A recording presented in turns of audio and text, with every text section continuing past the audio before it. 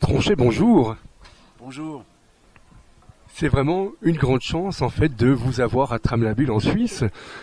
Et moi, ce qui m'impressionne, c'est que maintenant vous faites du roman graphique et vraiment, on peut dire presque quelques années après Le Chanteur perdu, vous arrivez avec L'année fantôme. Et c'est impressionnant parce qu'en même temps, on est replongé dans une histoire et en même temps, ça pourrait être un grand film. Mais je dirais pas que c'est la qualité d'une BD, ce serait d'être un bon film. La BD peut suffire en elle-même et c'est tant mieux, mais c'est vrai que j'ai, après avoir eu une petite expérience cinématographique, le goût du récit qui avance et qui nous lâche pas, quoi. Et c'est ce que je voulais faire avec une histoire qui, a priori, au départ, est assez personnelle, qui peut relever du journal intime, finalement, puisqu'il s'agit de l'histoire d'un humoriste, et bon, je m'y reconnais assez bien. Mais je pense que je voulais aller plus loin dans la narration, au sens où d'où vient cet humoriste, qu'est-ce qui fait qu'on est humoriste? Ça, c'est une des grandes questions que je me pose. Pourquoi est-ce que tout à coup on se dit tiens, je vais faire rigoler tout le monde, ou j'ai envie de ça, ou je veux monter sur scène? Bon, c'est pas normal. A priori, quelqu'un d'équilibré, il n'a pas besoin de faire rire tout le monde tout le temps. C'est que ça montre un petit déséquilibre. Voilà, donc je voulais aller creuser cette question. Justement, parce que là, justement, on parle de Gilles, qui est parisien, qui est humoriste, mais qui fait de l'humour noir, c'est-à-dire qu'il est connu aussi bien pour ses écrits dans les journaux qu'à la radio. Et c'est vrai que vous avez presque répondu à ma question, parce que c'est vrai qu'on a l'impression que ça pourrait être n'importe quel acteur, n'importe quel dessinateur, parce qu'on travaille toujours un peu seul à la maison, en cherchant aussi bien des histoires que justement par rapport à la radio. Et on peut dire que c'est un peu la télévision qui l'a cassé dès qu'on a découvert qui c'était. Oui, à vrai dire, ça m'est arrivé cette histoire de télévision. J'avoue que c'est vraiment le genre télévisuel le plus difficile pour moi. Parce que autant la radio j'aime bien, il y a quelque chose de feutré dans le rapport, il y a quelque chose d'un peu... On voit pas les têtes déjà, on est dans une intimité aussi avec l'auditeur. Moi j'adore écouter la radio et je trouve il y a un rapport, ce qu'on appelle un média show. Il y a un rapport intime avec la radio, mais aussi à l'intérieur de l'interview quand on est en phase avec la personne, c'est presque une conversation privée. Tandis qu'à la télévision, impossible. Il y a des projecteurs partout, des caméras, des gens qui s'affolent avec des casques et tout, des ordres qui hurlent dans tous les coins. Et hop, tout à coup, hop, on est à l'antenne. C'est horrible. Et moi, je me suis retrouvé dans une émission de débat c'est sur la 3 en France. Et je me suis aperçu que je devais faire un peu l'humoriste de service, le type qui fait des blagues, quoi. Et je me suis planté lamentablement, parce que je n'étais pas fait pour ça, à vrai dire. Donc j'ai tenté une blague assez ratée, qui a semé la consternation. Et je me suis dit, tiens, ça c'est pas grave, je vais en faire une histoire un jour.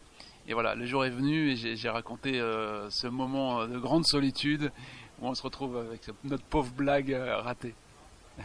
Et ce qui est beau justement dans l'année fantôme, c'est qu'on peut dire qu'il y a deux histoires. Il y a cette histoire justement de Gilles qui est humoriste, et en même temps il y a toute une trame avec une histoire de famille.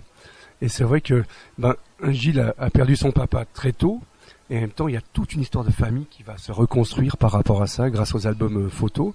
Donc on va pas tout dire jusqu'à la fin, mais c'est vrai que c'est impressionnant parce que est-ce que vous pensez en même temps qu'une enfance un peu cassée, un peu ratée, peut construire en fait un humoriste ou un acteur? Mais je crois, alors je dirais pas cassé ou raté en ce qui me concerne, tout le monde vit un parcours avec des accidents, des choses comme ça. Et la question la plus importante, c'est comment on répond à ce que nous envoie la vie comme épreuve particulière.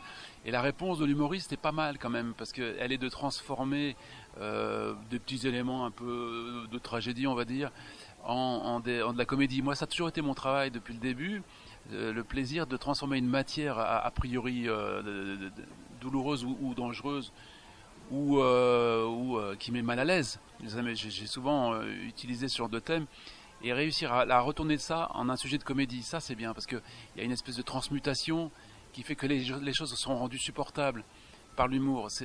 L'humour, c'est vraiment un élément qui permet de renverser des situations. Et cet humoriste que je raconte, dont je raconte l'histoire, a commencé une partie de sa vie par cette réponse-là, de transformer tout ça en rire. Il en a même fait sa carrière. C'est un peu mon cas aussi, je dois dire. Et à un moment donné, il s'avère que c'est pas suffisant, parce qu'on peut pas toujours échapper à son propre récit. Et il y a un moment où il faut s'y confronter, parce que cette réponse qu'il a donnée, et que moi aussi sans doute j'ai donnée par l'humour à un moment donné de ma vie, va pas faire ça toute sa vie. C'est-à-dire qu'on va pas, à un moment donné, il faut aller voir. Et aller voir, ça veut dire qu'est-ce qui s'est passé dans cette famille qui est la sienne à un moment donné, ce petit secret. Toutes les familles ont des secrets comme ça, enfouis, la mienne aussi. Et je crois qu'il a puisé, en tout cas, au moment où il comprend quel est ce secret de famille, il comprend aussi pourquoi il est devenu humoriste et que c'est intimement lié. Et pour moi, c'est vrai que c'est beau comme vous travaillez maintenant avec les romans graphiques. C'est vrai que on vous connaît bien sûr, vous êtes l'auteur de Raymond Calbut, de toutes ces légendes de la bande dessinée, aussi bien ce que vous avez fait avec Fil Glacial. Est-ce que un jour vous allez revenir à vos premiers amours, ou bien est-ce que vous allez continuer avec les romans graphiques? Parce que c'est vrai que j'adore ce que vous faites, et c'est vrai que je suis un de vos plus grands fans, et c'est vrai que je trouve toujours génial de vous lire. Ouais, merci, je passe un bon moment. Ouais, j'aimerais bien. Moi, j'ai pas quitté tout à fait l'univers de l'humour parce que notamment ces romans graphiques que je fais, j'essaie toujours par politesse pour le lecteur que ce soit aussi un peu drôle. Simplement, je n'ai plus envie de faire rire pour rire bah, c'était bien, hein, je me suis bien amusé à faire ça et pourquoi pas. Mais à un moment donné, il me semble qu'on a comme mission entre guillemets, nous qui racontons les histoires, d'aller au-delà de ce qui peuvent être les apparences. Et qu'à la fin, il y a quelque chose comme un sens qui se dégage de ça. Mais attention, pas trop souligner, pas trop vouloir faire des constructions avec du sens, non. Mais que si on en ressort avec l'idée de ah oui, c'est comme ça que ça fonctionne chez chez une autre personne que moi. Moi, j'adore, je suis un grand lecteur et j'adore quand le romancier me raconte la façon dont lui s'en est sorti par rapport à un truc de sa vie, parce que ça va me servir à moi sur un autre plan. Et finalement, on a tous à un moment donné des confrontations comme ça, et c'est très intéressant de savoir comment les autres s'en sortent. Voilà, ce que j'ai envie de raconter en ce moment, c'est plutôt en BD, parce que la BD est légère, c'est simple, c'est frais, c'est pas lourd. Et j'essaie, et puis j'espère que c'est un peu drôle, j'essaie de faire en sorte qu'on se dise tiens, ah oui, c'est comme ça qu'on peut s'en sortir aussi.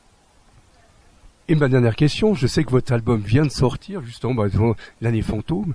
Est-ce que vous êtes déjà en train de retravailler sur un nouveau projet, ou bien vous faites une petite pause? Oh non, je fais pas de pause. Avant même la sortie du livre, j'étais déjà en train, ce qui est bien, hein, parce que ça évite d'attendre la sortie du livre et puis de faire peser un enjeu terrible. Non, j'ai commencé déjà et je me suis attaqué à un sujet qui est proche aussi, qui est mon fils.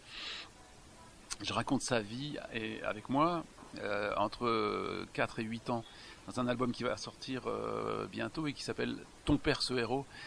Voilà, c'est le moment où l'enfant, pour qui le père est tout puissant, et le type qui sait tout faire, il sait skier, il sait nager, il sait...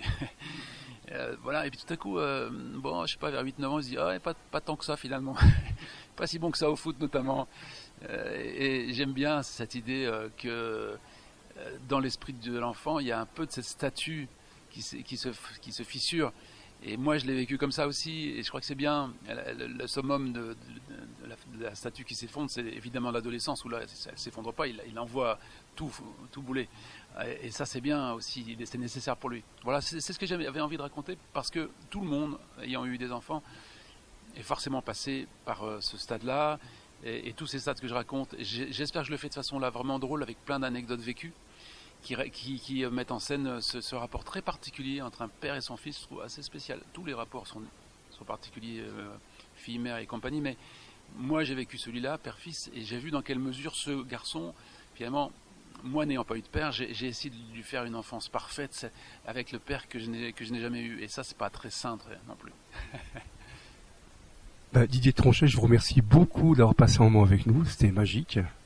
Ah ben, c'est moi qui suis content. Moi, j'ai passé un délicieux moment avec un lecteur de qualité. Merci. Merci beaucoup.